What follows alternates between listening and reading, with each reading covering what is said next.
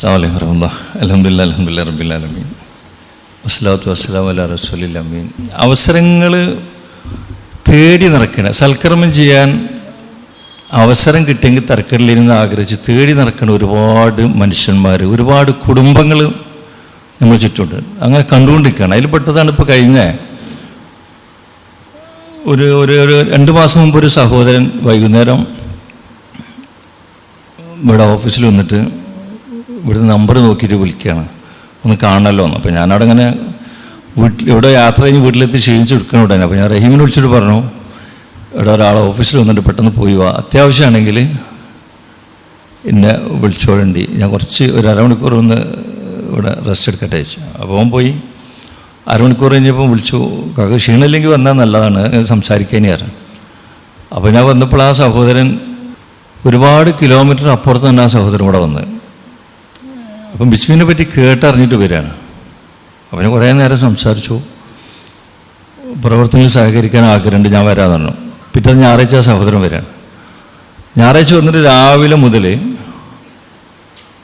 ഞാൻ നീക്കുന്നത് വരെയുള്ള സമയം എൻ്റെ ഇടത്തെ ഭാഗത്ത് ഇരുന്നിട്ട് ബിസ്മി നടക്കുന്ന ഓരോ പ്രവർത്തനങ്ങളും, ഇവിടെ വരുന്ന ഓരോ മനുഷ്യന്മാരുടെ വേദനകളും, അതിന് നമ്മളുണ്ടാക്കുന്ന തീരുമാനങ്ങളും, ഇവിടുത്തെ പ്രവർത്തകന്മാരായ സഹോദരന്മാരും സഹോദരിമാരും ഓരോ ആളുകളെ കാര്യത്തിൽ ഇടപെട്ടുകൊണ്ട് നീങ്ങുന്ന ഓരോ കാഴ്ചകളും ആ സഹോദരൻ ഇങ്ങനെ കണ്ടുകൊണ്ടിരിക്കുക. പിന്നെ ആ സഹോദരൻ പോകാൻ നേരത്ത് പറഞ്ഞു, ഞങ്ങൾക്ക് വീടെടുക്കാനുള്ള പൈസ കുറച്ച് തരും, പക്ഷെ തരുന്നതിൻ്റെ മുന്നേ ഞാൻ ആ വീടുകളെല്ലാം പോയി കാണും, അർഹതപ്പെട്ടതാണെങ്കിൽ കൊടുക്കും, അല്ലെങ്കിൽ ഒന്നും കൊടുത്തില്ല എന്നൊരു നിങ്ങൾ വിഷമം കരുതരുത്, അതൊന്നും പ്രശ്നമില്ല എന്ന് പറഞ്ഞ സഹോദരൻ വൈകുന്നേരം പോകാൻ നേരത്ത് പറഞ്ഞു, ഞാൻ ഇവിടെ ഇന്ന് രാത്രി ഇവിടെ സ്റ്റേ ചെയ്തിട്ട് നാളെ രാവിലെ നിങ്ങളിവിടെ ഫീൽഡിൽ വന്നിട്ട് വീടുകളൊക്കെ സെലക്ട് ചെയ്യാനുള്ളൊരു പരിപാടിയായിരുന്നു ഉണ്ടായിരുന്നത്. പക്ഷേ ഇനി ഞാൻ നിന്നാൽ ആ സമയം പോകും, കാരണം എൻ്റെ ആ സമയം കൂടി എനിക്കല്ല ബിസിനസ് നടത്തിയാലോ 10 ഉറുപ്പിക ഇട്ടാൽ അത് പാവങ്ങളെ സഹായിക്കാമല്ലോ, അതുകൊണ്ട് നിങ്ങൾ സെലക്ട് ചെയ്യുന്ന കുടുംബത്തെ ഞാൻ സഹായിച്ചോളാം. ഞാൻ പറഞ്ഞത് വേണ്ട, നിങ്ങൾ ഒന്ന് കണ്ടിട്ട് ബോധ്യം വന്നിട്ട് കൊടുത്താൽ മതി, ഇനി അതിൻ്റെ ആവശ്യമില്ല. എന്നിട്ട് ആ സഹോദരൻ തിരിച്ചു പോയി. പോകാൻ നേരത്ത് ചോദിച്ചു, ഞാൻ എൻ്റെ മക്കളെ അല്ലെങ്കിൽ എൻ്റെ കുടുംബത്തിലെ അല്ലെങ്കിൽ എനിക്ക് വേണ്ടപ്പെട്ട ആളുകളെ ശ്രദ്ധയിൽ ഇവിടുത്തെ കാര്യങ്ങൾ കൊണ്ടുവരാൻ ആഗ്രഹിക്കുന്നുണ്ട്, ഇനി ഓരോന്നും കൊണ്ടുവന്നോട്ടെ എന്നാണ് ചോദിക്കണേ. അടുത്ത പ്രാവശ്യം വരുമ്പം മരുമക്കളെയും ബന്ധുക്കളെയും ബിസിനസ് പാർട്ട്ണർമാരൊക്കെ ആയിട്ടാണ് സഹോദരൻ വരുന്നത്. കുറേ നേരം അവിടെ ഇരുന്നു, ഇതൊക്കെ കണ്ടു, പോയി. പോകുന്ന നേരത്ത് പറഞ്ഞു, ഇനി ഞാൻ എൻ്റെ കുറച്ച് കുട്ടികളും കൂടിയിട്ട് വരേണ്ട അടുത്ത ആഴ്ച. അപ്പോൾ ഈ സമയങ്ങളൊക്കെ അവിടെ ഇരിക്കണ ഓർഫൻ കെയറിൽ രജിസ്റ്റർ ചെയ്യാൻ വരുന്ന പുതിയ സഹോദരിമാരും മക്കളും വരുമ്പോൾ അവരവസ്ഥ നമ്മൾ പഠിക്കുന്ന സമയത്ത് അവരവരെ വേദനകൾ പ്രകടിപ്പിക്കുമ്പോൾ ഈ സഹോദരൻ പല സമയത്തും അവിടെ നിന്ന് നിയന്ത്രണം വിട്ട് പൊട്ടിക്കരയാണ്. പലപ്പോഴും തല താത്തി ഇരുന്ന് തേങ്ങിക്കരയുന്ന രംഗങ്ങളാണ് നമ്മൾ കാണാൻ പറ്റുക. അതായത് വൈദവ്യം അനുഭവിക്കുന്ന സഹോദരിമാരും മക്കളും അവരെ കാണുമ്പോൾ ആ സഹോദരൻ കരയാന്ന് മാത്രമല്ല, വന്ന എല്ലാ ആളുകൾക്കും കൊടുക്കാനുള്ള പൈസ നമ്മളെ കയ്യിലാണ് തരുന്നത്. ആ സഹോദരൻ ഒരാളെ കയ്യിലും പൈസ കൊടുത്തിട്ടില്ല, എൻ്റെ കയ്യിൽ സ്വകാര്യമായിട്ട് എടുത്ത് തരുന്ന അവിടെ വരുന്ന ആളുകൾക്ക് കൊടുക്കണം. അവസാനം കയ്യിൽ കരുതിയ പൈസ കഴിഞ്ഞിട്ട് ഇവിടെ ഒരു ആവശ്യത്തിന് തന്ന പൈസ കുറച്ചും കൂടി തിരിച്ചു വാങ്ങിയിട്ട് അത് അടുത്ത ആഴ്ച തിരിച്ചു തരാമെന്ന് പറഞ്ഞിട്ട് ആ പൈസ വാങ്ങിയിട്ടും കൂടി ആ സഹോദരൻ ആളുകൾക്ക് കൊടുത്തു. പിറ്റത്തെ ഞായറാഴ്ച വീണ്ടും വന്നു. അവിടെ ഇരുന്നിട്ട് അവിടെ വരുന്ന എല്ലാ ആളുകളെയും കാണണം. ഞാൻ പറഞ്ഞു വെച്ചാൽ അത്രയും സമയം അവിടെ വന്നിരുന്ന് കാണണം. അപ്പം ഞാൻ ആ സഹോദരനോട് ചോദിച്ചൊരു ചോദ്യം,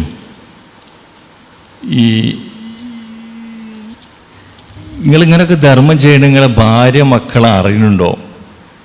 ഇങ്ങനെയൊക്കെ ധർമ്മം ചെയ്താൽ ഭാര്യക്കും മക്കൾക്കൊക്കെ കുറച്ച് മക്കളോടെ വന്നിട്ടുണ്ട്, മറ്റു മക്കൾക്കൊക്കെ വിഷമാവില്ല, അപ്പം നിങ്ങൾ ഭാര്യയോടും മക്കളോടൊക്കെ ചോദിച്ചിട്ടാണോ ധർമ്മം ചെയ്യണം? അപ്പോൾ ആ സഹോദരൻ പറഞ്ഞ വാക്കുകൾ നമ്മളൊക്കെ ഒരുപാട് ചിന്തിക്കേണ്ട വാക്കാണ്. എല്ലാ മക്കൾക്കും ഞാൻ നല്ല വിദ്യാഭ്യാസം കൊടുക്കും, അതിന് എത്ര പൈസ ഞാൻ ചിലവാക്കും. ഒരു മകനെ പഠിപ്പിച്ച് ഡോക്ടറാക്കി, മറ്റു മക്കൾക്കൊക്കെ ബിസിനസ് തുടങ്ങി കൊടുത്തു. ഇനി പഠിക്കുന്ന കുട്ടികളൊക്കെ ഉയർന്ന വിദ്യാഭ്യാസത്തിലാണുള്ളത്, അവർക്ക് ഉയർന്ന വിദ്യാഭ്യാസം നേടിയാൽ അതിനുള്ള ഏർപ്പാടൊക്കെ ചെയ്തു കൊടുക്കും. ഞാൻ നല്ല ബിസിനസ്സാണ് അവർ ആഗ്രഹിക്കുന്ന ഒരു ബിസിനസ്സിൽ ഇറക്കി കൊടുക്കും. എന്നിട്ട് ആ ബിസിനസ്സിൽ നിന്ന് ലാഭം ഉണ്ടാക്കി അവർ ജീവിക്കണം. മക്കൾക്ക് നല്ല വിദ്യാഭ്യാസം കൊടുത്ത് നല്ല തൊഴിൽ തേടി അതുകൊണ്ട് അവർ ജീവിക്കണം. അതിനെല്ലാം ഉള്ള വഴി ഉണ്ടാക്കി കൊടുക്കും. എന്നിട്ട് ആ വഴിയിൽ നിന്ന് അവർ സമ്പാദിക്കണം, അവർ ജീവിക്കണം. എനിക്ക് അള്ളാഹു തന്നത് ഞാനിവിടെ ഇട്ട് കൊടുത്തു പോവും. എനിക്ക് അള്ളാഹു തന്നത് ഞാൻ ഇവിടെ കൊടുത്തിട്ട് പോവും. ആ സഹോദരൻ്റെ വാക്കുകളാണത്. എനിക്ക് അള്ളാഹു തന്നത് ഞാൻ ഇവിടെ കൊടുത്തിട്ട് പോകും. എന്നാൽ മക്കളെ അനാഥാക്കുക എന്നുള്ള അർത്ഥമല്ല, ഭാര്യനെ കഷ്ടപ്പെടുത്താനല്ല. ഭാര്യക്കും മക്കൾക്ക് വീടുകളുണ്ട്, മക്കൾക്ക് നല്ല വിദ്യാഭ്യാസം നൽകുന്നുണ്ട്, മക്കൾക്ക് നല്ല ബിസിനസ് സൗകര്യങ്ങൾ ചെയ്തു കൊടുക്കുന്നുണ്ട്. പക്ഷെ അതൊക്കെ ഞാൻ ചെയ്തു. പക്ഷേ നിങ്ങൾക്കായിട്ട് ഞാൻ ഇതൊക്കെ ചെയ്യുള്ളൂ.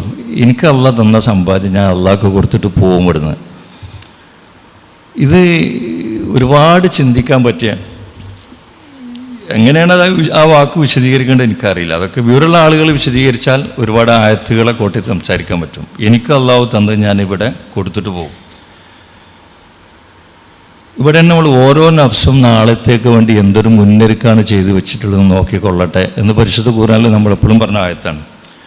അപ്പോൾ ആ ചോദ്യം, ഓരോ ആത്മാവും നാളത്തേക്ക് വേണ്ടി എന്തൊരു മുന്നൊരുക്കമാണ് ചെയ്തു വെച്ചെന്ന് നോക്കിക്കൊള്ളട്ടെ എന്ന് പടച്ച റബ്ബ് പറഞ്ഞ ഖുർആൻ ആയത്തിനെ അന്വർത്ഥാക്കുന്ന രീതിയിലുള്ള നാളത്തേക്ക് വേണ്ടി സമ്പാദിക്കണ ഒരു സഹോദരൻ. എന്നാൽ ആ സഹോദരൻ്റെ കാര്യം മാത്രമല്ല നോക്കണത്, ഭാര്യ മക്കളെ ദുന്യാവിൻ്റെ കാര്യത്തിലും അവരെ ആഖിറത്തിൻ്റെ കാര്യത്തിലും. പോകാൻ നേരത്ത് കൂടെയുള്ള മരുമക്കളെയും കുറലൊക്കെ വിളിച്ചിട്ട് പറഞ്ഞു, എനിക്ക് ആരോഗ്യം ഉണ്ടാവുമ്പോൾ ഞാൻ കൊടുക്കും, എനിക്ക് സാധിക്കുന്ന അത്ര കാലം ഞാൻ അള്ളാഹുവിൻ്റെ മാർഗ്ഗത്തിൽ പണം ചെലവഴിക്കും.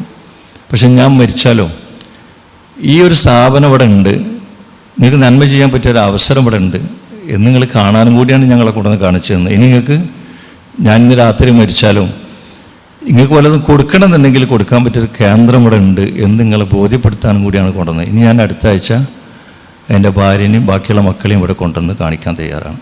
അതിന് നിങ്ങൾക്ക് വെറുപ്പില്ലല്ലോ എന്നാണ് ചോദിക്കണം. ഒരവസരം തരണം. ഏതെല്ലാം പഠിച്ചവന് അള്ളാഹു ദുന്യാവിൽ സമാധാനം, സ്വർഗത്തിൽ ഉന്നത പദവിയും കൊടുക്കട്ടെ. ആ കുടുംബത്തിന് അള്ളാഹ് രണ്ട് ലോകത്തും സമാധാനം സന്തോഷം കൊടുക്കട്ടെ. നമ്മൾ പ്രാർത്ഥിക്കുന്നവർക്കൊക്കെ. അപ്പോൾ നോക്കുമ്പോൾ ഇവിടെ മാത്രമല്ല സഹോദരൻ കൊടുക്കുന്നത്. അപ്പോൾ ഇങ്ങനത്തെ കുറേ ആൾക്കാർ നമ്മളെ ചുറ്റുപാടിലൊക്കെ ഉണ്ട്. അപ്പം അത്ര ആളുകളുടെ ഇടയിലൊക്കെ നമ്മളെ ഈ കാര്യം എത്തിച്ചു കൊടുത്താൽ നാട്ടിൽ പ്രയാസപ്പെടുന്ന ആളുകൾക്ക് ഒരുപാട് ആശ്വാസം കിട്ടും. അതേപോലെ കഴിഞ്ഞ ആഴ്ച ഉണ്ടായ മറ്റൊരു സന്തോഷം, ഓർഫൻ കെയറിൽ ഒരു 5 കുടുംബത്തിന് കുറേ കാലമായിട്ട് നമ്മൾ പൈസ കൊണ്ടിരിക്കുന്ന ഒരു സഹോദരൻ, നമ്മളെ ഇവിടെയുള്ളൊരു സഹോദരിൻ്റെ ഒരടുത്ത കുടുംബ സുഹൃത്ത്. നമുക്ക് ഓർഫൻ കെയർക്ക് പൈസ വരും, സ്കൂൾ തുറക്കുമ്പോൾ പൈസ വരും, പലതിനും പൈസ തരലുണ്ട്. അപ്പോൾ ആ സഹോദരനെ ഈ സ്ഥാപനം ഒന്ന് കാണിച്ചു കൊടുക്കാൻ വേണ്ടിയിട്ട് നമ്മളെ പ്രവർത്തക സഹോദരി ശ്രമിച്ചിരുന്നു. ആകെ ഒരാഴ്ചക്കും 4 ദിവസത്തിനും 10 ദിവസത്തിനൊക്കെ ഒന്ന് തിരിച്ചു പോകണം. അത്യാവശ്യം വിദേശത്ത് നല്ല സംവിധാനമുള്ള നല്ല ഏർപ്പാടുകളുള്ളൊരു സഹോദരൻ. കഴിഞ്ഞ ഞായറാഴ്ച ആ സഹോദരൻ അവരെ ബാപ്പ, ഉമ്മ, സഹോദരി, ഭാര്യ, മക്കളെ എല്ലാ ആളോടും പറഞ്ഞു വെച്ചു. ഗൾഫിൽ നിന്ന് ഫോൺ വിളിച്ച് പറഞ്ഞു, നിങ്ങളെല്ലാവരും ബിസ്മി സന്ദർശിക്കണം, അവിടെയുള്ള എത്തിയും വിധവ, രോഗി ഇവളായുള്ള ആളുകളെ കാണണം, അവിടുത്തെ ഫിസിയോതെറാപ്പി സെൻറ്റർ കാണണം, അവിടെയുള്ള പ്രവർത്തകന്മാർ എങ്ങനെ പ്രവർത്തിക്കേണ്ടത് കാണണം, നിങ്ങളെല്ലാവരും അവിടെ പോയിരിക്കണം അടുത്ത ഞായറാഴ്ച. അവർ ആ സഹോദരൻ്റെ വാക്ക് കേട്ട് പ്രായം കൂടിയ ബാപ്പ, ഉമ്മ എല്ലാവരും ഒരു കുടുംബം ഒന്നായിട്ട് ഇവിടെ വന്നു. ഇവിടുത്തെ പ്രവർത്തനങ്ങൾ നോക്കി കണ്ടുകൊണ്ടിരിക്കുകയാണ്. ഇവിടെ അങ്ങനെ കണ്ട് ഇവിടെ റൂമിൽ നിന്ന് നമ്മളെ സഹോദരിമാർ ബിസ്മിൻ്റെ പ്രവർത്തനങ്ങൾ വിശദീകരിച്ചുകൊണ്ടിരിക്കുമ്പോൾ ആ സഹോദരൻ ഫ്ലൈറ്റ് ഇറങ്ങി നേരെ ബാപ്പാൻ്റെയും ഉമ്മാൻ്റെയും ഭാര്യൻ്റെയും മക്കളെയും കുടുംബങ്ങളെ മുന്നിൽ വരികയാണ്. സത്യത്തിൽ ഈ ബാപ്പാക്കും ഉമ്മാക്കും മക്കൾക്കും ഭാര്യക്കും അറിഞ്ഞില്ല ഈ സഹോദരൻ ഇന്ന് ഞങ്ങളെ ഭർത്താവ് അല്ലെങ്കിൽ എൻ്റെ മകൻ, ഞങ്ങളുടെ ബാപ്പ ഇത്ര മണിക്കൂടെ വരുന്നു. അപ്പോൾ ആ സഹോദരൻ പിന്നെ ഒരു സസ്പെൻസ് ആയിട്ട് നിർത്തിയാണ്. അപ്പോൾ ആകെ ഒരാഴ്ചക്ക് സമയമാണ് ഇവിടെ ഉള്ളൂ. ആ ഒരാഴ്ച നാട്ടിൽ പോയാൽ വാപ്പാനും ഉമ്മാനും കൂട്ടും കൂടുമ്പോൾ എല്ലാവരും കൂടിയും കൊണ്ടുകൂടെ വരാൻ കഴിയില്ല. അപ്പോൾ വാപ്പയും ഉമ്മയും ഭാര്യ മക്കൾ എല്ലാവരും കൂടി ഈ സ്ഥാപനം കണ്ട് നിൽക്കുമ്പോൾ ഒരു ദിവസം ഈ പ്രയാസപ്പെടുന്ന രോഗികളെയും വൈദ്യുതി ഉപയോഗിക്കുന്ന സഹോദരിമാരെയും മക്കളെയും ഒക്കെ കൂടെ ഇവിടുത്തെ ഫിസിയോതെറാപ്പി സെൻറ്ററിലൊക്കെ പോയി ഒരു ദിവസം മുഴുവനും ബാപ്പാൻ്റെയും ഉമ്മാൻ്റെയും പെണ്ണുങ്ങളെയും മക്കളെയും കൂടെ ഇവിടെ കഴിച്ചു കൂട്ടുന്നൊരു നെയ്യത്തിലാണ് ആ സഹോദരൻ. ആദ്യം വീട്ടിലൊന്നും അറിയിക്കാതെ അവരവിടെ വരുത്തി ആ കറക്റ്റ് സമയത്ത് അദ്ദേഹം ഫ്ലൈറ്റ് ഇറങ്ങി ഇവിടെ വരുന്ന സമയത്ത് അവരൊക്കെ അവിടെ റെഡിയായി നിൽക്കണം. സാധാരണഗതിയിൽ ഒരു 5-6 മണിക്കൂർ യാത്ര, അതിന് പുറമെ യാത്രൻ്റെ തയ്യാറെടുപ്പ്, അത് ഫ്ലൈറ്റിലുള്ള രാത്രി യാത്ര കഴിഞ്ഞ് വീട്ടിലെത്തി കിട്ടിയ തിരക്കില്ലെന്ന് വിചാരിച്ച് ഓടേണ്ട സാധാരണ എല്ലാവരും നമ്മളൊക്കെ അങ്ങനെ തന്നെ ആയിരിക്കും ഉണ്ടാവും. പക്ഷെ ആ സഹോദരൻ ഇവിടുന്ന് ആ ഞായറാഴ്ച അവസാനത്തെ ആൾ പോണത് വരെ ഇവിടെ നിൽക്കുകയാണ്. ഭാര്യക്കും മക്കൾക്കും ഉമ്മാക്കും ബാപ്പാക്കും ഒക്കെ ബിസ്മിനെ പറ്റി ഇങ്ങനെ നിരന്തരം പറഞ്ഞുകൊണ്ടിരിക്കുക. ഇവിടുത്തെ പ്രവർത്തകന്മാർക്കോ സഹോദരിമാർക്കോ ഒന്നും പറഞ്ഞു കൊടുക്കേണ്ടാത്ത രീതിയിൽ. അപ്പോൾ ആ സഹോദരൻ ഓരോ കാര്യങ്ങൾ ഇങ്ങനെ കൃത്യമായിട്ട് പറയുമ്പോൾ അതെല്ലാം ഞാൻ വീഡിയോ കേൾക്കാറുണ്ട്. ഇവിടുന്ന് പോണ എല്ലാ വീഡിയോ ഞാൻ കൃത്യമായിട്ട് കേൾക്കാറുണ്ട്. ഇവിടുന്ന് പോയ വീഡിയോസൊക്കെ കൃത്യമായിട്ട് കേട്ട് മനസ്സിലാക്കിയിട്ട് ബാപ്പാക്കും ഉമ്മാക്കും ഭാര്യക്കും മക്കും കൃത്യമായിട്ട് പറഞ്ഞു കൊടുക്കണം. ഇപ്പം അങ്ങനത്തെ കുറച്ച് സമ്പത്തുണ്ട്, നിങ്ങളെ സമ്പത്തിൽ നിന്ന് കുറച്ച് പൈസ ഒക്കെ ഇവിടെ കുറച്ച് കൊടുക്കണം, നമ്മൾ കൊടുക്കുന്നുണ്ട്, ഇനിയും കൊടുക്കണം. ഉമ്മാട് പറയണം, ഉമ്മ നിങ്ങൾ ഒരുപാട് നന്മ ചെയ്തിട്ടുണ്ട്, പക്ഷെ ഉമ്മാൻ്റെ അടുത്ത് കുറച്ച് പൈസയും സൗകര്യങ്ങളൊക്കെ ഉണ്ട്, ഞങ്ങൾക്കായിട്ട് ഉമ്മ ഇപ്പം ഒന്നും ഉണ്ടാക്കി തരണ്ട, ഞങ്ങൾക്ക് കിട്ടിയിട്ടുണ്ട്, അത് തന്നിട്ടുണ്ട്, നമ്മൾ കൊടുക്കുന്നുണ്ട്. പക്ഷെ നിങ്ങളെ നാളേക്ക് വേണ്ടി നിങ്ങളൊക്കെ കുറച്ചും കൂടിയൊക്കെ ചിലവഴിക്കണം, കാരണം വയസ്സ് കുറേ ആയല്ലോ, സമ്പത്ത് കുറേ ഉണ്ട്, ഞങ്ങൾക്കായിട്ട് ഇട്ടേച്ച് മക്കൾക്കായിട്ട് ഇട്ടേച്ച് പോകേണ്ട കാര്യമില്ല, പക്ഷെ ഞങ്ങൾക്ക് തന്നിട്ടുണ്ട്, അതുകൊണ്ട് നിങ്ങളെ കബർക്ക് വേണ്ടി നിങ്ങൾ വല്ലതും ധർമ്മം ചെയ്യണപ്പാ. കൊടുക്കണില്ല എന്നല്ല, കൊടുക്കണ കുറഞ്ഞും കൊടുക്കണം. ഉമ്മാട് പറയണം, ഉമ്മ ഇനി നിങ്ങൾ കൊടുക്കണം, നിങ്ങൾ എത്തിമക്കൾ ഏറ്റെടുക്കണം. പുറത്ത് ജോലി ചെയ്യുന്ന മകളെ വിളിച്ചിട്ട് പറഞ്ഞ മകളെ ഒരു ഓർഫൻ ഫാമിലി ഏറ്റെടുക്കണം. ഇപ്പൊക്കെ ഇപ്പോൾ കൊടുക്കുന്നുണ്ട്, നിങ്ങളൊക്കെ കബർക്ക് വേണ്ടി നിങ്ങൾ സ്വയം സമ്പാദിക്കണം, ഒരു ഓർഫൻ ഫാമിലിനൊക്കെ മക്കളെ നിങ്ങൾ സ്പോൺസർ ചെയ്യണം. സത്യത്തിൽ ബാപ്പാനെയും ഉമ്മാനെയും ഭാര്യനെയും മക്കളെയും നന്മയൊക്കെ ക്ഷണിച്ചുകൊണ്ടിരിക്കുന്ന ഒരു സഹോദരൻ, ആ സഹോദരൻ ഒരാഴ്ച, ഇന്നിപ്പോൾ ആ സഹോദരൻ തിരിച്ചു പോകണം, ഒരൊറ്റ ആഴ്ചൻ്റെ ഉള്ളിൽ ഇതിനായിട്ട് പ്ലാൻ ചെയ്തിട്ടാണ് വരുന്നത്. അതായത് ഞായറാഴ്ച ഇവിടുത്തെ മീറ്റിംഗ് തുടങ്ങുന്ന സമയത്ത് ഇവിടെ ഒരു 10 മണിയാകുമ്പോൾ 9:30 ആകുമ്പോഴേക്ക് വാപ്പിയമ്മയും കുടുംബം ഇവിടെ എത്തണം. അതേ സമയത്ത് അതിന് കണക്കാക്കി ഫ്ലൈറ്റ് എടുത്ത് വന്നിട്ട് പിന്നെ തിരിച്ചു പോവാണ്. അപ്പോൾ അവനവൻ്റെ ഭാര്യൻ്റെയും മക്കളെയും ബാപ്പാൻ്റെയും ഉമ്മാൻ്റെയും ഒക്കെ പരലോകത്തിൻ്റെ കാര്യത്തിൽ അതിസൂക്ഷ്മമായ കാഴ്ചപ്പാടുകളുള്ള, ശരിക്കും ബാപ്പാക്കും ഉമ്മാക്കും പൈസ അയച്ചു കൊടുക്കുന്നുണ്ട്, എല്ലാ കാര്യം ചെയ്യും. പക്ഷെ ബാപ്പയും അള്ളാൻ്റെ മാർഗത്തിൽ ധനം ചെലവഴിക്കണം, അള്ളാൻ്റെ മാർഗത്തിൽ സമയം ചെലവഴിക്കണം, പാവങ്ങളെ കാണണം, അവരുടെ വേദനകൾ മനസ്സിലാക്കണം എന്ന് ബാപ്പാനും ഉമ്മാനെയും ബോധ്യപ്പെടുത്താൻ വേണ്ടി പരിശ്രമിക്കുന്ന ഒരു മകൻ. തിരിച്ചതോടൊപ്പം മക്കളെ വിളിച്ചിട്ട്, മക്കളെ നമുക്കൊക്കെ ഭാവിയിൽ നമുക്കൊക്കെ ഒരുപാട് സൗകര്യങ്ങൾ അത് തന്നിട്ടുണ്ട്, നമ്മുടെ കാലശേഷങ്ങൾ ഇതുപോലുള്ള സംവിധാനങ്ങൾ മുന്നേറുന്നത് പഠിപ്പിച്ചുകൊണ്ട് ഒരു ബാപ്പ. ഇതിന് നമുക്ക് ഒരുപാട് മാതൃക ഉണ്ട്. നേരത്തെ കണ്ടതിലും നമുക്ക് മാതൃക ഉണ്ട്. നേരത്തെ കണ്ടതിൽ മാതൃക എന്തെന്ന് ചോദിച്ചാൽ, കിലോമീറ്ററുകൾ അപ്പുറത്തുനിന്ന് 5 മണിക്കൂർ ട്രെയിനിൽ യാത്ര ചെയ്താൽ എത്തുന്ന ദൂരത്തു നിന്നാണ് ഞായറാഴ്ച രാവിലെ 10 മണിക്ക് ഇവിടെ എത്തുന്നത്. ഈ സഹോദരൻ ബാപ്പാനെയും ഉമ്മാനെയും ഭാര്യ മക്കളെയും ഈ ഒരു സൽക്കർമ്മം കാണിച്ചു കൊടുക്കാൻ ചെയ്ത ഒരു പ്ലാനിങ്ങാണിത്. പ്രശ്നങ്ങൾക്കൊക്കെ ദുന്യാവിൽ സമാധാനവും പരലോകത്ത് സ്വർഗത്തിൽ ഉന്നത പദവിയും കൊടുക്കട്ടെ. നമുക്ക് പ്രാർത്ഥിക്കണം നമ്മളെന്തായാലും. കാരണം ഇത് നമ്മൾക്ക് കുറച്ച് കിട്ടിയതിന്, അല്ലെങ്കിൽ ഇവിടെ വന്ന ആൾക്കാർ പൈസ എന്തിനു മാത്രം, ഇത്തരം മനസ്സുകൾ ഈ നാട്ടിൽ വളർന്നു വരാന്നുള്ളതാണ്. അപ്പോൾ അവർക്കൊക്കെ ഒരു ദുന്യാവിൽ അവർക്ക് ഉണ്ടാവുന്നതനുസരിച്ച് കൊടുക്കാനുള്ളൊരാഗ്രഹം, കൊടുക്കുക എന്ന് മാത്രമല്ല മക്കളെയും കുടുംബക്കാരൊക്കെ അതിൽ താല്പര്യമുള്ളവരാക്കി മാറ്റാനുള്ള ഭയങ്കരമായ പ്ലാനിങ്ങുകളാണ് ഈ 2 സഹോദരൻ ചെയ്തത്. മറ്റൊരു ഉദ്യോഗസ്ഥനായ ഒരു സഹോദരൻ പാരമ്പര്യമായിട്ട് സമ്പത്തുണ്ട്, ഉദ്യോഗസ്ഥനാണ്.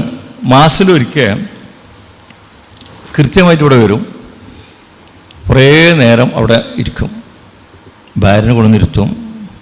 പോകാൻ നേരത്ത് ഭാര്യ പെണ്ണുങ്ങളോ മോളോ ആരെങ്കിലും അവിടെ ഉണ്ടെങ്കിൽ പറയും, ഇന്നൊരു കാര്യം ചെയ്യാൻ ഉദ്ദേശിക്കുന്നുണ്ട്, എൻ്റെ അടുത്തൊരു കോയിൻസ് ഉണ്ട്, അത് ഞാൻ കാക്കോട് പറയണം, എൻ്റെ അത്യാവശ്യമുള്ള കേസ് പറയണം, അല്ലെങ്കിൽ എൻ്റെ അടുത്തൊരു വളമുണ്ട്. ഒരിക്കൽ പറഞ്ഞു, എൻ്റെ കയ്യിലൊരു 3 കോയിൻസ് ഉണ്ട്, ഞങ്ങളെ ഇത് നിങ്ങൾക്ക് എന്താ അത്യാവശ്യമുള്ളൊരു കാര്യത്തിന് ചെയ്യാം, ഒരു നല്ല കാര്യം ഞങ്ങളെ കബർക്ക് കിട്ടുന്ന ആവശ്യം ഉണ്ടാകുമ്പോൾ കാക്കോട് പറയണം കേട്ടോ എന്ന് ഭാര്യനോടോ മകളോടോ സ്വകാര്യമായിട്ട് അടുത്തിരിക്കുന്നവർ പറയും. അപ്പോൾ ഞാൻ ആ ഭർത്താവിൻ്റെ ആ മുഖത്ത് നോക്കുമ്പോൾ, ആ കിട്ടണമൊക്കെ വാങ്ങിക്കോളി എന്ന് വളരെ, ആ കിട്ടണ നിങ്ങൾ കളയണ്ട, ഒക്കെ വാങ്ങിച്ചോളിട്ടോ എന്ന് ഭർത്താവ് പറയും. പോകാൻ നേരത്തെ കുറച്ച് പൈസ എടുത്ത് തരും. പഠിച്ചുകൊണ്ടിരിക്കുന്ന നല്ല ഉയർന്ന വിദ്യാഭ്യാസം തേടുന്ന മക്കളെ കൊണ്ടുവന്നിരുത്തും. ഒന്നും സംസാരിക്കില്ല. ഞാൻ എന്തെങ്കിലും ചോദിച്ചാൽ പറയുന്നില്ല, അവിടെ ഇരിക്കും, വൈകുന്നേരം അവിടെ പോവും. പക്ഷെ ആ സഹോദരനും അത്യാവശ്യം സമ്പത്തുണ്ട്, വിളിച്ചാലൊക്കെ തരുന്ന വീടെടുത്ത് ഒരുപാട് വീടുകളിൽ തിന്നിട്ടുണ്ട്. പക്ഷെ ആ സഹോദരനും ആ സഹോദരൻ്റെ ഭാര്യനെയും മക്കളെയും അള്ളാഹുവിൻ്റെ മാർഗത്തിൽ ഇറങ്ങി പുറപ്പെടാൻ, അവർ കൊടുത്ത് ശീലിപ്പിക്കാൻ ഒരുള്ള പരിശ്രമമാണ് ആ സഹോദരൻ. അപ്പം ഇങ്ങനത്തെ ആളുകൾ നമ്മുടെ ചുറ്റുപാടിൽ വേറെ കുറേ ഉണ്ട്. മറ്റൊരു സഹോദരൻ റിട്ടയർഡ് അധ്യാപകനാണ്. മക്കളൊക്കെ നല്ല ഉയർന്ന പോസ്റ്റിൽ ജോലി ചെയ്യുന്ന ആളുകൾ, എഞ്ചിനീയറും ഡോക്ടറൊക്കെ തന്നെയാണ്. കുടുംബത്തിലും മരുമക്കളൊക്കെ ഡോക്ടർമാർ. ഉയർന്ന വിദ്യാഭ്യാസം തരുന്ന മക്കളെ എല്ലാവരും കൂടി മാസത്തിലൊരിക്കൽ വരും. ഒരു ഡോക്ടറാണെന്നുള്ള ഭാവമോ അല്ലെങ്കിൽ എഞ്ചിനീയറാണെന്നുള്ള ഭാവമോ, അതല്ലെങ്കിൽ പെൺകുട്ടികളൊക്കെ ഇപ്പോൾ പഠിച്ചൊരു PG ഒക്കെ എടുത്തു കഴിഞ്ഞാൽ പിന്നെ അമ്മശാങ്കാൻ്റെയും പുയ്യാപ്പള്ളിയൊക്കെ കൂടെ വന്നിട്ട് ഇവിടെ ഒന്നുമില്ല, അവിടെ ഒന്ന് അങ്ങനെ ഇരിക്കും. അവിടെ നിന്ന് കാര്യങ്ങളൊക്കെ കണ്ട് മനസ്സിലാക്കി പോകാൻ നേരത്തെ എന്തെങ്കിലുമൊക്കെ കയ്യിലൊക്കെ എടുത്ത് തരും. എന്തെങ്കിലും ആവശ്യമുണ്ടെങ്കിൽ പറയണം കേട്ടോ എന്ന് പറയും. ആ വാപ്പയും ഇമ്മയും ആ മക്കളും മരുമക്കളും അവരെ പേരമക്കളൊക്കെ അനുഭവിക്കേണ്ട ഒരു ആസ്വാദനമുണ്ട്. അവരൊക്കെയുള്ള മനസ്സിലൊരു കുളിർമ. ഇതൊന്നും വിളിച്ച് വരുത്തിയാൽ നിങ്ങൾ വരണ്ടെന്നൊന്നും പറയണല്ലോ. ഇവിടെ വന്ന് കണ്ട് ഇവിടുത്തെ ആവശ്യകതയും ഇവിടുത്തെ പ്രവർത്തനം മനസ്സിലാക്കിയിട്ട് ഒരു ഇങ്ങനെ കുറേ മനുഷ്യന്മാർ ഇങ്ങനെ 1, 2, 3 അപ്പോൾ അവരൊക്കെ കാണുന്നത് ഇവിടെ വരുന്ന വൈദവ്യം അനുഭവിക്കുന്ന സഹോദരിമാർ, മക്കൾ, രോഗം വന്ന ആൾക്കാർ, ഈ ആളുകളൊക്കെ അനുഭവിക്കുന്ന വേദനകൾ കണ്ട് അള്ളാഹ് നമുക്ക് തന്ന അനുഗ്രഹങ്ങൾ എത്ര വലുതാണെന്നൊരു തിരിച്ചറിവുണ്ടാവുക. അത് കുടുംബസമേതം സ്വർഗത്തിലേക്ക് പോകാനുള്ള, കുടുംബസമേതം അള്ളാഹിൻ്റെ മാർഗത്തിൽ ഭാര്യ മക്കളോടൊപ്പം. ഒരു ഉദ്യോഗസ്ഥനൊക്കെ ആയ ഒരാൾക്ക് എന്തെല്ലാം തിരക്കുകളുണ്ടോ ഒരു ഞായറാഴ്ച കിട്ടിയാൽ. പലപ്പോഴും രാവിലെ അവിടെ വന്നിട്ട് വൈകുന്നേരം 4 മണിവരെയൊക്കെ ഇരുന്നതിൻ്റെ ശേഷമാണ് ഒരു യാത്ര പോകുന്നത്. മക്കളെയും കൂട്ടി വേറെ എവിടേക്കും പോകുന്നതിന് മക്കളെ ആദ്യം ഇവിടെ ഇരുത്തി ഇതെല്ലാം കണ്ട് പഠിപ്പിച്ചെടുത്തിട്ടാണ് കൊണ്ടുപോകുന്നത്. അപ്പോൾ മക്കളൊക്കെ കാര്യത്തിൽ ഒരു വാപ്പാക്കും ഉമ്മാക്കും ഒക്കെ ഉണ്ടാവേണ്ട ഒരു ജാഗ്രത, അതുപോലെ പരലോകത്തിൻ്റെ കാര്യത്തിൽ ഇവരൊക്കെ നമ്മളൊക്കെ കാലശേഷം മക്കളെങ്ങനെ ആയിരിക്കണം എന്നുള്ളൊരു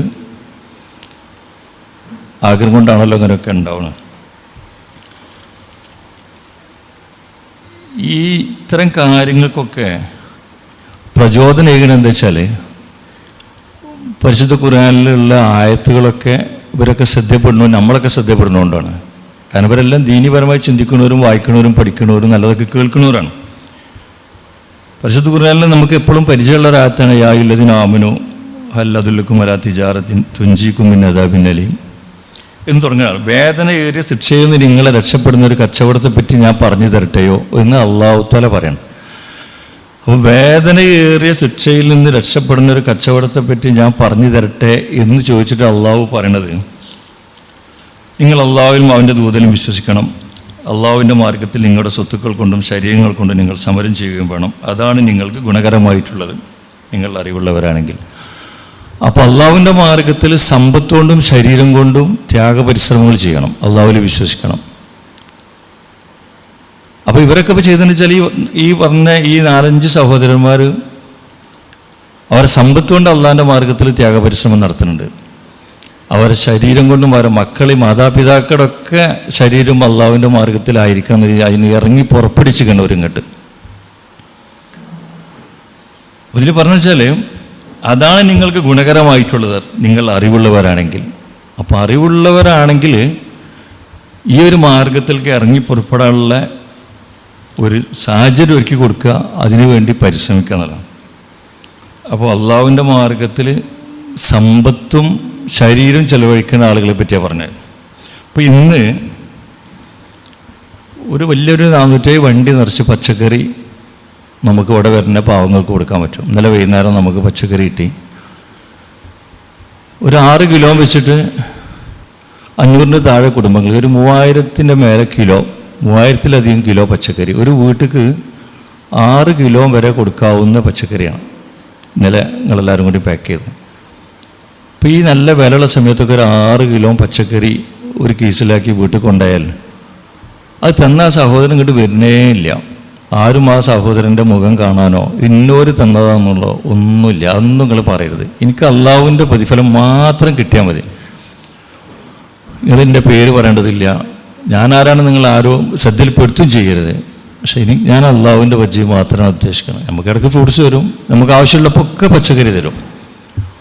എന്നാലോചിക്കണം, ഇന്നിപ്പോൾ കുറേ ആളുകളെ കയ്യിൽ 400-ലധികം ആളുകളെ കയ്യിൽ 600 ചില്ലാനും 6 കിലോയിലധികം പച്ചക്കറിയൊക്കെ ആയിട്ട് പോകുമ്പോൾ ആ കുടുംബങ്ങൾക്ക് ഉണ്ടാകുന്ന സമാധാനം എത്രയാണ്. ആ സമാധാനം ആ സഹോദരനെ ആസ്വദിക്കണം. ദുനിയാവിലെ ആ സഹോദരന് ഉള്ള ബർക്കത്ത് കൊടുക്കട്ടെ, നമ്മൾ പ്രാർത്ഥിക്കണം. അതേപോലെ നാളെ പരലോകത്തും ആ സഹോദരനും കുടുംബത്തിനും വലിയ ഉന്നത പദവി ഉള്ള കൊടുക്കട്ടെ. അതേപോലെ നമുക്കൊക്കെ ആവശ്യം ഉണ്ടാകുമ്പോൾ മീൻ തന്നെ സഹോദരൻ 300, 400, 500 കിലോ ഒക്കെ മീൻ, നല്ല വിലപിടിപ്പുള്ള മീൻ. സാധാരണ വീടുകളിലൊക്കെ ചെറിയ ചെറിയ മീൻ വാങ്ങും, വലിയ കഷ്ണം മീൻ ഒന്നും വലിയ മുറിക്കാത്ത മീനൊന്നും കണ്ട് വാങ്ങി പരിചയമില്ലാത്ത സഹോദരികൾക്കും മക്കൾക്കും കൊടുക്കാനാണ് ഈ സഹോദരൻ തരുന്നത്. ഇങ്ങനത്തെ കുറേ ഉദാരമനസ്കരായ മനുഷ്യന്മാരെ നമ്മൾ ചുറ്റുപാടുണ്ട്. ഇന്നിപ്പോൾ 4 ആടുണ്ട്. 4 സഹോദരങ്ങൾ 4 ഉദ്ദേശം വെച്ച് നമുക്ക് തന്നതാണ്. ഒരു 750 ഗ്രാം വെച്ചിട്ട് 4 ആടിൻ്റെ മാംസം ഒന്ന് കൊണ്ടുപോകുമ്പോൾ ആട്ടിറച്ചി എന്നൊരു സംഗതി ജീവിതത്തിലൊന്നും സ്വന്തം പൈസ കൊടുത്ത് വാങ്ങി ശീലിച്ചിട്ടില്ലാത്ത ആളുകൾക്കാണത് കൊടുക്കുന്നത്. ആട്ടിറച്ചി കൂട്ടുക എന്നുള്ളത് നമ്മൾ എപ്പോഴും പറഞ്ഞതുപോലെ അതൊരു ജീവിതത്തിൻ്റെ ഒരു നിത്യോപായ സാധനമൊന്നും അല്ലെങ്കിലും ഒരു ആട്ടിറച്ചിയൊക്കെ കൂട്ടാൻ പൂതി ഉണ്ടാവുമല്ലോ ആൾക്കാർക്ക്. അത് മനസ്സിലാക്കണമെങ്കിൽ ആ ഇറച്ചി കൊടുക്കുന്ന സമയത്ത് ഇവിടുന്ന് കൊടുക്കുന്ന സഹോദരൻ്റെ അടുത്ത് വന്നാൽ മനസ്സിലാവും. ആട്ടിറച്ചി ഉണ്ട്, പോത്തിറച്ചി ഉണ്ട്, നിങ്ങൾക്ക് എന്താ വേണ്ടി വെച്ചാൽ ആടുണ്ടെങ്കിൽ തിന്നാൽ. ഈ ആട്ടിറച്ചി കൂട്ടി എത്ര കാലമായി കുട്ടികൾ. അപ്പോൾ ആടുണ്ടെങ്കിൽ ആദ്യം അത് തീർന്നിട്ടേ പോത്തിറച്ചി പോകും. പോത്തിറച്ചി എപ്പോഴും 1 കിലോ വാങ്ങാൻ പറ്റിയെന്ന് വരും. ആ സമയത്താണ് അവനാൻ്റെ പൈസ എടുത്ത് തന്നിട്ട് ഇവിടെ ആട്ടിറച്ചി തരുന്നത്. കഴിഞ്ഞതിൻ്റെ ഒരു മാസം ഒരു സഹോദരൻ വന്നിട്ട് വേറെ 2 കൂടി 3 ആടിന് തന്നിന്. അപ്പോൾ അതിൻ്റെ മാംസങ്ങൾ കൊടുത്തു. അപ്പോൾ ആ സഹോദരൻ പറഞ്ഞു, നിങ്ങൾ ഭാര്യനെയും മക്കളേറ്റൊക്കെ ഒന്ന് വരേണ്ടിയെന്ന് പറഞ്ഞു.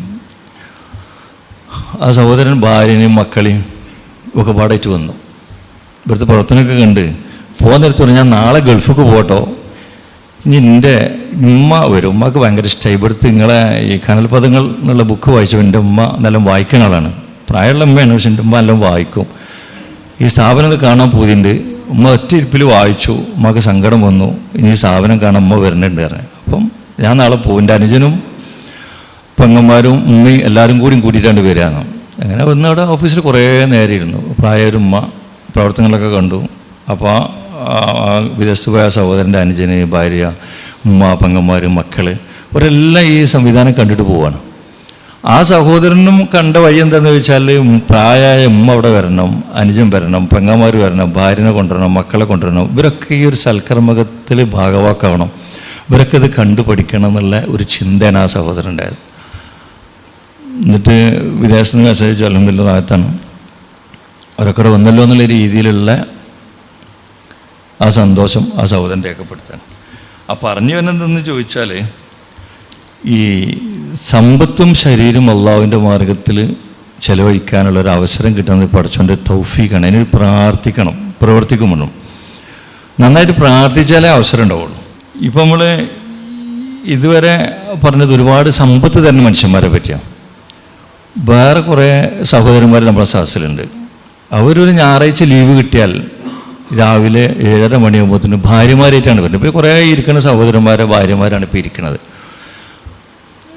വീട്ടിൽ കുട്ടികളുള്ളവർ, സ്കൂളിൽ ഇല്ലെങ്കിൽ ട്യൂഷൻ പറഞ്ഞേക്കേണ്ടവർ, പല പല ഉത്തരവാദിത്തമുള്ള ആൾ ആഴ്ചയിലൊരു ദിവസം. എന്നാൽ ഈ വന്നതിൽ പല സഹോദരന്മാർക്കും സമ്പത്തില്ല എന്നുള്ളത്. അന്നന്ന് അധ്വാനിച്ചാൽ 1000 റുപ്യ കിട്ടിയാൽ അത് ഒരു ആരാൻ്റെ പീടികയിൽ പണിക്ക് പോയിട്ടോ, വല്ല ടൈൽസിൻ്റെ പണിക്ക് പോയിട്ടോ, അല്ലെങ്കിൽ വല്ല വണ്ടി ഡ്രൈവ് ചെയ്യാൻ പോയിട്ടോ, ഇങ്ങനെയൊക്കെ കിട്ടുന്ന പൈസ കൊണ്ട് കുടുംബം നോക്കുന്ന ആളുകൾ. അവരും ഞായറാഴ്ച ഒരു ദിവസം അവരെ ഭാര്യമാരും മക്കളെയും കുട്ടിയോടെ വന്നിട്ട് ഇത്ര പ്രയാസപ്പെടുന്നത് ഇവിടെ വന്നുകൊണ്ടിരിക്കുന്ന ആളുകൾക്ക് എന്തെങ്കിലുമൊക്കെ ഒന്ന് ചെയ്തു കൊടുത്താൽ അതെനിക്കും ഭാര്യക്കും മക്കൾക്കും നാളെ പരലോകത്തേക്ക് ഒരു മുതൽക്കൂട്ടാവുമല്ലോ എന്ന് വിചാരിക്കുന്ന ആളുകൾ. അതുപോലെ റിട്ടയർ ചെയ്ത ഉദ്യോഗസ്ഥന്മാർ, കുറേ ആൾക്കാരുണ്ട് ഭാര്യമാരേറ്റ് വരുന്ന സഹോദരന്മാർ.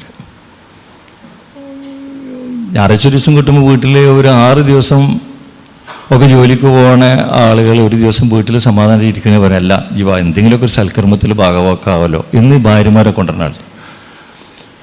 സർവീസിന് പിരിഞ്ഞതിൻ്റെ ശേഷം ഇവിടെ വന്നിട്ട് എന്തെങ്കിലുമൊക്കെ ഒന്ന് ചെയ്തു കൊടുക്കണം എന്നുള്ള രീതിയിൽ റിട്ടയർമെൻറ്റിന് ശേഷം ഇവിടെ വന്ന് അവനാൽ പഠിച്ച മേഖലയിലുള്ള അറിവുകൾ, ഇപ്പോൾ റവന്യൂറ്റൊക്കെ ബന്ധപ്പെട്ട കാര്യങ്ങൾ, മറ്റ് സക്കാത്തിൻ്റെ പെൻഷൻ കൊടുക്കാൻ അക്കൗണ്ട്സായിട്ട് ബന്ധപ്പെട്ട കാര്യങ്ങളൊക്കെ കുറേ നന്മകൾ. അതിനു വേണ്ടി ഞായറാഴ്ച കാത്തിരിക്കുന്ന ഒരുപാട് സഹോദരന്മാരും സഹോദരിമാരും.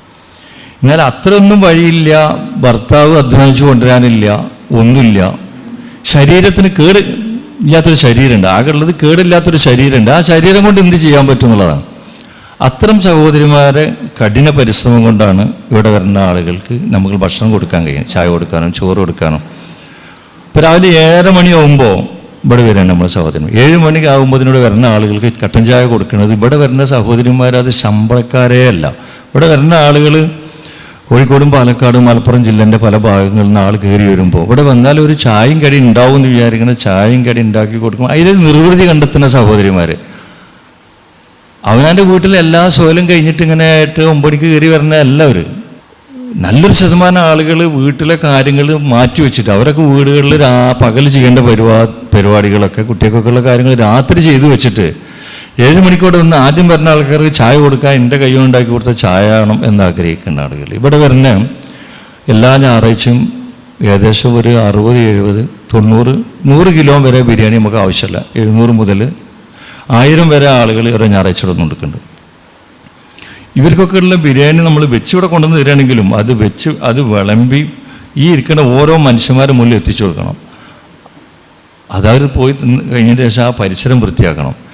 ഈ 600 മുതൽ 1000 വരെ ആളുകൾ വരുന്ന 16 ടോയ്ലറ്റുകൾ ഇവർ ഉപയോഗിക്കുന്ന 16 ടോയ്ലറ്റുകൾ വൈകുന്നേരം വരെ അവരുപയോഗിച്ചിട്ട് അതെല്ലാം കൃത്യമായിട്ട് കഴുകി വൃത്തിയാക്കി പോകുന്നതിന് പടച്ചവൻ്റെ പ്രതിഫലം മാത്രമാണ് അവർ ഉദ്ദേശിക്കുന്നത്. 16 ടോയ്ലറ്റുകൾ ഈ 600, 700, 1000 വരുന്ന ആളുകൾ ഉപയോഗിച്ചാൽ വൈകുന്നേരം ആകുമ്പോഴത്തെ അവസ്ഥ എന്തായിരിക്കും? പക്ഷേ വൈകുന്നേരം ഒരു 5:30 മണിയാകുമ്പോൾ ഈ 16 ടോയ്ലറ്റും ആളുകൾ ഉപയോഗിച്ച പോലെ ആവില്ല, വളരെ വൃത്തിയായിട്ടുണ്ടാവും. ഈ 1000-ഓളം ആളുകൾ പെരുമാറിയ ഈ ഓഫീസും താഴെ ഭക്ഷണം കൊടുക്കേണ്ട ആളുകളും ഇതിൻ്റെ പരിസരങ്ങളും ഞായറാഴ്ച വൈകുന്നേരം ഒരു 5:30, 6 മണിക്കൊന്ന് വന്നു നോക്കിയാൽ ഇത്ര ആളുകൾ വന്നു പോയ സ്ഥലമാണെന്ന് മനസ്സിലാകും. അത് സഹോദരിമാരൊക്കെ വലിയ പ്രതിഫലമാണ് കരസ്ഥാക്കുന്നത്. ഈ ആളുകൾ ആർക്കാണ് ചോറ് വിളമ്പി കൊടുക്കുന്നത്? ഒരു നേരം ഭക്ഷണം കിട്ടിയാൽ തിരക്കില്ലെന്ന് ആഗ്രഹിക്കുന്ന ആളുകൾക്കാണ്, അല്ലാതെ ഭക്ഷണം വേണ്ടില്ലേന് ഇത് വേണ്ടില്ലേന്ന് പറഞ്ഞ ആൾക്കാർക്കല്ല. അപ്പോൾ എല്ലാ ആഴ്ച നമ്മളിവിടെ ഭക്ഷണം കൊടുക്കുന്നുണ്ടെങ്കിലും മാസത്തിലൊരിക്കലാണ് ഇവരോട് വരുന്നത്.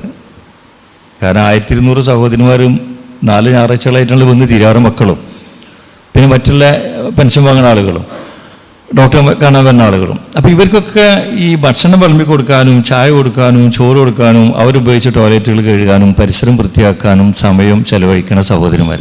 ഒരു ഭാഗത്ത് സമ്പത്ത് ഉണ്ടായിട്ട് അത് ഭാര്യ മക്കളെ ഉൾപ്പെടെ ഇവിടെ വന്ന് സമ്പത്ത് ശരീരം ചെലവഴിക്കുന്ന ആളുകൾ. സമ്പത്ത് കാര്യമായിട്ടൊന്നും ഇല്ലെങ്കിലും ശരീരം കൊണ്ട് വരുന്ന കുടുംബസമേതം ഇവിടെ വന്ന് ഒരു ദിവസത്തെ വേദന ഒഴിവാക്കിയിട്ടാണ് വരുന്നത്. ഞായറാഴ്ച പണിയുള്ള ആൾ പലരും വെള്ളിയാഴ്ചയാണ് ലീവ്. ഞായറാഴ്ച ലീവ് എടുത്തിട്ട് അന്ന് കിട്ടുന്ന 1000, 1200 റുപ്യ ഒഴിവാക്കിയിട്ടാണ് ഇവിടെ വന്ന് സ്വന്തം പെട്രോൾ അടിച്ചിട്ട് ഭാര്യനെയും കുട്ടിയും ഇവിടെ വന്ന് ഒരു വൈകുന്നേരം തിരിച്ചു പോണത്. ഒരു 10 റുപ്യ ഇവിടുന്ന് പ്രതീക്ഷിച്ചിട്ടല്ല വരുന്നത്. അപ്പം ഇങ്ങനെ അള്ളാഹുവിൻ്റെ മാർഗത്തിൽ ത്യാഗപരിശ്രമം നടത്തുന്ന കുറേ ആളുകൾ. അപ്പം നമുക്കൊക്കെ വലിയ ചെയ്യാൻ കഴിയുന്നതെന്ന് ചോദിച്ചാൽ പണം ഉള്ളവരും പണം കൊണ്ട് ചിലവഴിക്കാം. പണം ഇല്ലെങ്കിൽ അള്ളാഹു നമുക്ക് തന്ന ഇപ്പം കേടില്ലാതെ നമ്മളെ കയ്യിലുള്ള ഈ ശരീരം കൊണ്ട് നമുക്ക് അള്ളാഹിൻ്റെ മാർഗത്തിൽ പരിശ്രമിക്കാം.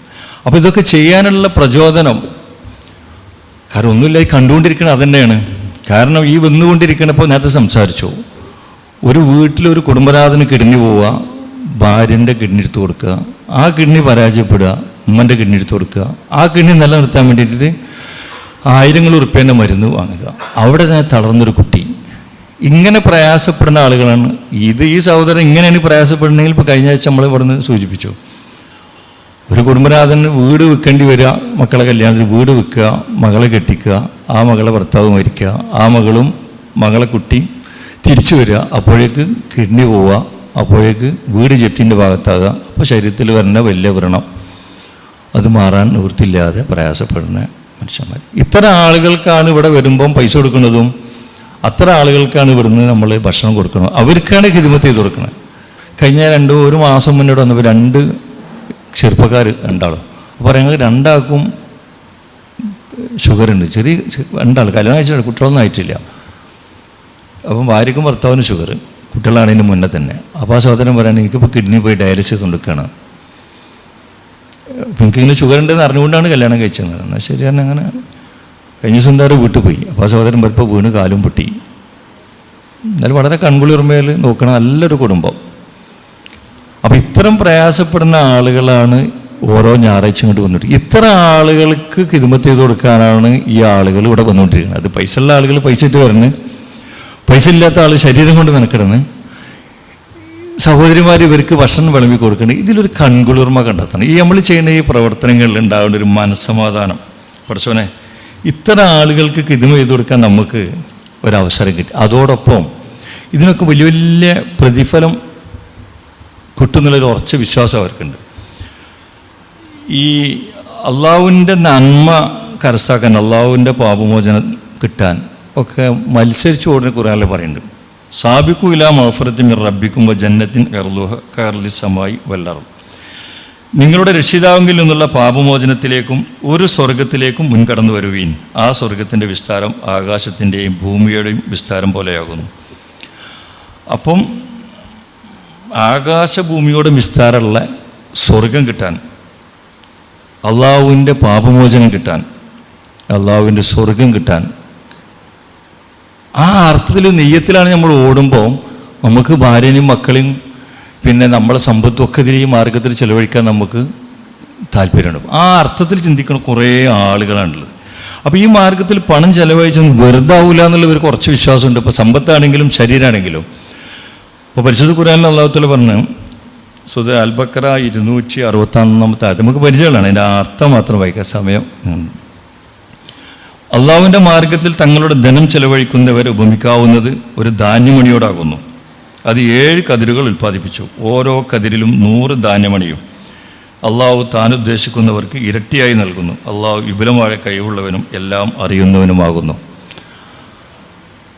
അപ്പോൾ ഇവിടെ ചെലവഴിക്കുന്ന ഓരോ ഉറുപ്പിയും അതിന് 700-ഉം അതിലധികമൊക്കെ പ്രതിഫലം കിട്ടും എന്നുള്ളതാണ് അള്ളാഹു തആല പറഞ്ഞത്.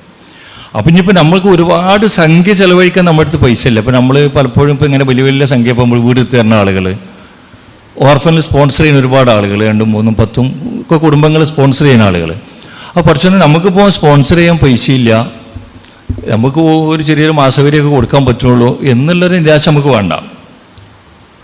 നിസ്ലാസം പറഞ്ഞു, ശുദ്ധമായ സമ്പാദ്യത്തിൽ നിന്ന് വല്ലവനും ഒരു കാരക്കെങ്കിലും ധർമ്മം ചെയ്താൽ നിങ്ങളിൽ ഒരാൾ തൻ്റെ കുതിരക്കുട്ടിയെ ലാളിച്ച് വളർത്തുന്നത് പോലെ അള്ളാഹുവിന് വേണ്ടി അതിനെ വളർത്തി മല പോലെ വലുതാക്കുമെന്ന് നിസ്ലാസം അരുളുകയുണ്ടായി. സഹീൽ ബുഖാരിയുടെ ഹദീസ്. അപ്പോൾ ഇപ്പോൾ കുറേ ആളുകൾ, പൈസ ഉള്ള ആളുകൾ പൈസ ഇങ്ങനെ കൊടുക്കുകയാണ്. ഒരു ഉദ്യോഗസ്ഥന്മാരാണ്, ഒരു സമ്പന്നരാണ്, ബിസിനസ്സുള്ള ആളുകളാണ്. നമ്മളിനിപ്പോൾ എന്താ കാട്ടുക? ഒന്നുമില്ല, നമുക്ക് ബേജാറുണ്ടായില്ല. നമുക്ക് വളരെ ചെറുത് ചെയ്താൽ മതി. അത് ശുദ്ധമായ സമ്പാദ്യത്തിൽ നിന്ന് ആവണം. അതായത് വല്ലവനും ഒരു കാരക്കെങ്കിലും ധർമ്മം ചെയ്താൽ നിങ്ങളിലൊരാൾ തൻ്റെ കുതിരക്കുട്ടിയെ ലാളിച്ച് വളർത്തുന്നത് പോലെ അള്ളാഹു അവന് വേണ്ടി അതിനെ വളർത്തി മല പോലെ വലുതാക്കുന്ന വിശ്വാസം പറഞ്ഞു. അപ്പോൾ ഒരു കാരക്ക ചീളെങ്കിലും കൊടുക്കാൻ പറ്റിയാൽ, അപ്പോൾ ഞായറാഴ്ച ഇവിടുന്ന് പോകുന്നതിന് ശേഷം ആലോചിക്കണം, പഠിച്ചോനെ അടുത്ത ഞായറാഴ്ച അവിടെ വരുമ്പോൾ കുറേ സഹോദരിമാർ വരും.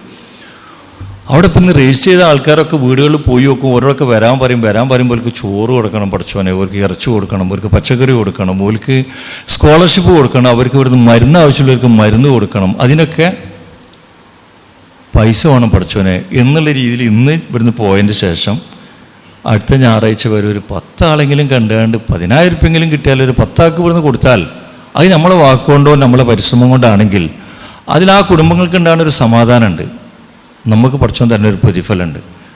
ആ അർത്ഥത്തിൽ നമ്മൾ നെഞ്ചിൽ ഏറ്റുമ്പോഴേ നമുക്ക് ഈ രീതിയിൽ പ്രവർത്തിക്കാനുള്ള ഊർജം കിട്ടുള്ളൂ.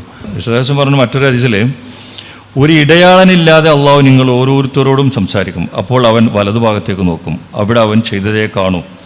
ഇടതുഭാഗത്തേക്ക് നോക്കും, അവിടെയും അങ്ങനെ തന്നെ. പിന്നെ അവൻ മുൻഭാഗത്തേക്ക് നോക്കും, മുമ്പിൽ നരകമല്ലാതെ ഒന്നും അവൻ കാണില്ല. അതിനാൽ ഒരു കാരക്ക ചീന്തുകൊണ്ടെങ്കിലും നരകത്തെ തടുത്തുകൊള്ളുക. ബുഖാരി മുസ്ലിം. അപ്പോൾ വളരെ ചെറുതാണെങ്കിൽ ഒരു വാക്കുകൊണ്ടെങ്കിലും, ഇപ്പം നമ്മൾ ഈ വന്ന ഈ സഹോദരന്മാരും സഹോദരിമാരോട് വരുന്നതൊക്കെ ഇപ്പം ഞാനൊരാൾ പോയി പറഞ്ഞു കൂട്ടിക്കൊണ്ടൊന്നല്ലല്ലോ, ആരൊക്കെ പറഞ്ഞു കേട്ടാനായിട്ട് വന്നത്. അപ്പം എനിക്ക് ഡയറക്റ്റ് പരിചയമുള്ളവരൊന്നും അല്ലല്ലോ വരാറോ. അപ്പം നമ്മളൊക്കെ ഒരു വാക്കുകൊണ്ട്, നമ്മളൊക്കെ ഒരു ചെറിയൊരു മെസ്സേജ് അയക്കലുണ്ട്, ഒരു നന്മ തേടി ആരെങ്കിലും ഇവിടെ വന്ന് ആ നന്മൻ്റെ ഭാഗവാക്കായി ഇവർ മാറിയാൽ നമ്മളറിയാതെ നമുക്ക് കൂലി കിട്ടും. പറഞ്ഞു വരുന്നത് വെച്ചാൽ അള്ളാഹുവിൻ്റെ പാപമോചനം കിട്ടും. നിങ്ങളുടെ രക്ഷിതാവിൽ നിന്നുള്ള പാപമോചനത്തിലേക്കും സ്വർഗത്തിലേക്കും നിങ്ങൾ മുൻകടന്നു വരുവീൻ. അതിൻ്റെ വിസ്താരം ആകാശത്തിൻ്റെയും ഭൂമിയുടെയും വിസ്താരം പോലെയാണ്. അള്ളാഹുവിലും അവൻ്റെ ദൂതന്മാരിലും വിശ്വസിച്ചവർക്ക് വേണ്ടി അത് സജ്ജീകരിക്കപ്പെട്ടിരിക്കുന്നു. അത് അള്ളാഹുവിൻ്റെ അനുഗ്രഹമത്രേ. അവൻ ഉദ്ദേശിക്കുന്നവർക്ക് അതവൻ നൽകുന്നു. അള്ളാഹു മഹത്തായ അനുഗ്രഹമുള്ളവനാകുന്നു.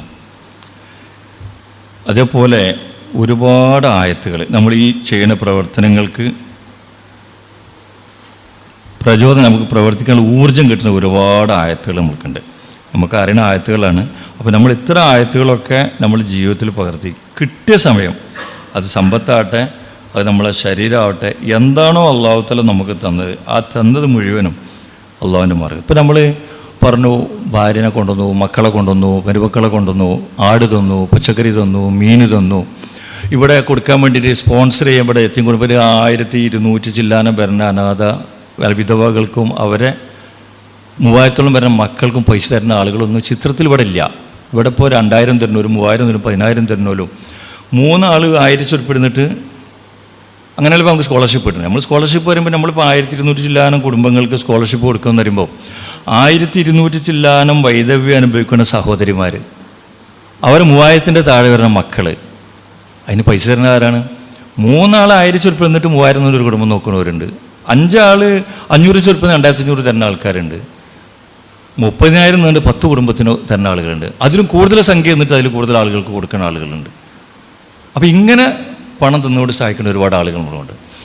മാസത്തിലൊരിക്കൽ നമുക്ക് പച്ചക്കറി തരുന്ന സഹോദരൻ, മാസത്തിൽ മത്സ്യം തരുന്ന സഹോദരൻ, ഇടയ്ക്കിടയ്ക്ക് നമുക്ക് ആടുകളെ തന്നിട്ട് ആട്ടിറച്ചി നമ്മളെ മക്കളെ കൂട്ടായിട്ട് തരുന്ന ആളുകൾ, സൈക്കാട്രി മെഡിസിൻ വാങ്ങാൻ കൃത്യമായിട്ട് പൈസ തരുന്ന ആളുകൾ, ജനറൽ മെഡിസിനിൽ പൈസ തരാൻ വേണ്ടി, മരുന്ന് വാങ്ങാൻ വേണ്ടി പൈസ തരുന്ന ആളുകൾ, ഇവിടുത്തെ ഏതേത് കാര്യങ്ങളും നല്ല രീതിയിൽ നടക്കാൻ വേണ്ടി പൈസ തന്ന ഒരുപാട് സഹോദരൻ. ഇപ്പോൾ നമ്മളെ 1 രൂപ ധർമ്മം നാളേക്കൊരു വീട് എന്ന പദ്ധതിയിൽ അൽഹംദുലില്ലാഹ് 7ാമത്തെ വീടിൻ്റെ കോൺക്രീറ്റ് നില കഴിഞ്ഞു.